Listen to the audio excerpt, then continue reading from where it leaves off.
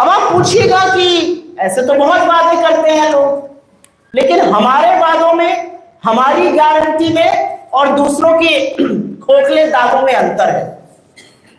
मैं आपको बताती हूं कांग्रेस का ब्यौरा महिला सशक्तिकरण के लिए।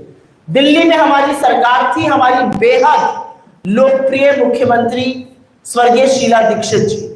2008 में उन्होंने लाडली योजना शुरू करी थी, जिसके तहत बच्ची की पैदाइश पर उसे 36,000 रुपए मिल जाते थे, और जब वो कक्षा 1 से 12 की पढ़ाई करती थी तो 25,000 रुपए उसे मिलते थे। जब वो 12वीं में पहुंच जाती थी तो 1 लाख रुपए उसके खाते में आ जाते थे। इससे उस बच्ची की शिक्षा, परिवारों को भी लगता था पढ़ाओ तो पैसा मिलेगा, और इसलिए दिल्ली का शिक्षा का स्तर बाकी जगहों से कहीं ऊंचा हुआ बच्चियों की शिक्षा के मामले में।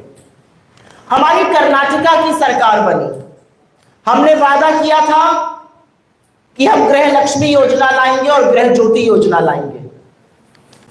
कर्नाटका की हमारी सरकार 2,000 रुपए सीधा बैंक खातों में पात्र महिलाओं के डाल रही है, जिससे करीब करीब 1.5 करोड़ महिलाओं को और उससे ज्यादा परिवारों को फायदा मिल रहा है।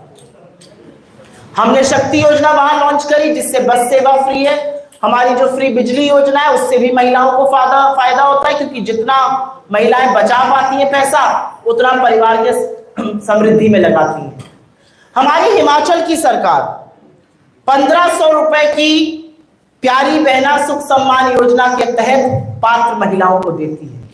हमारी तेलंगाना की सरकार महिलाओं के लिए फ्री बस सेवा, 500 का सिलेंडर और 200 यूनिट बिजली मुफ्त करती है, जिससे महिलाओं के हाथ में, महिलाओं के घरेलू बजट में कुछ पैसा बच सके।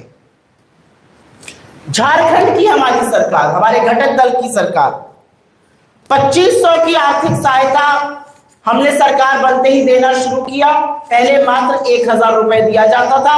हमने चुनाव में वादा किया था हमारी सरकार बनेगी, हम 2500 रुपए देंगे।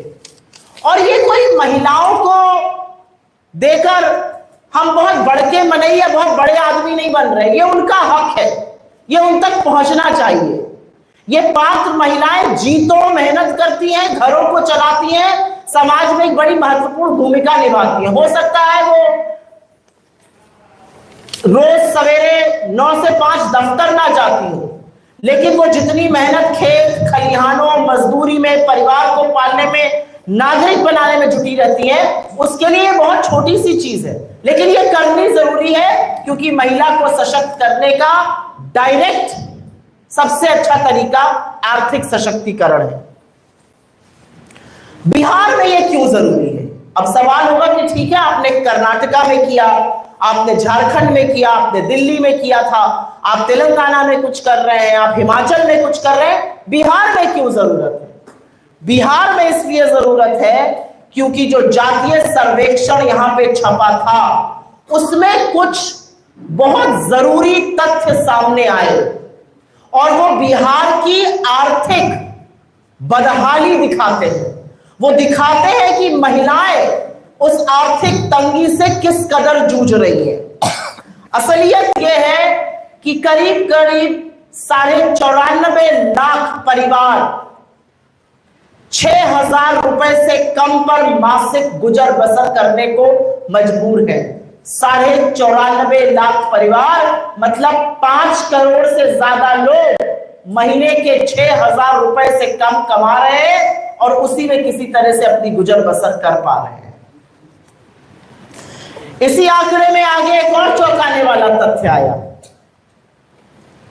82 लाख ऐसे परिवार हैं जो 10,000 रुपए से महीने में कम कमा रहे हैं, और उनकी आय मात्र 67 रुपए प्रतिदिन है। आज बिहार के पटना के एक अच्छे कैफे में कॉफी पीने चले जाइएगा तो 67 रुपए में शायद कॉफी भी नहीं आएगी। यह असलियत है।